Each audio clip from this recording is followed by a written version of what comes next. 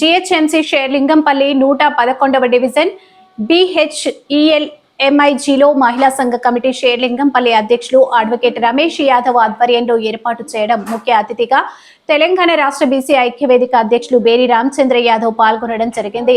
GHMC 111వ division BC మహిళా సంఘం committee ఏర్పాటు చేయడం విశేషం.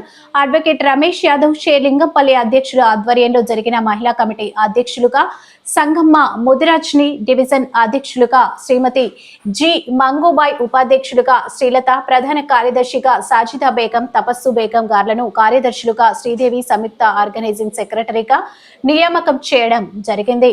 అడ్వకేట్ రమేష్ యాదవ్ స్వాగత ఉపన్యాసంలో మహిళలందరూ చైతన్యవంతులుగా ఎలాంటి సమస్యలు అయినా ఎదుర్కొని బీసీ సంఘాన్ని బలోపేతం చేయాలని, ప్రతి కాలనీలో బీసీ సంఘాలు, మహిళా సంఘాలు ఏర్పాటు చేయాలని కార్యక్రమంలో ఈరోజు ఎంఐజీ బీసీ మహిళా సంఘం ఏర్పాటు చేయడం జరిగింది.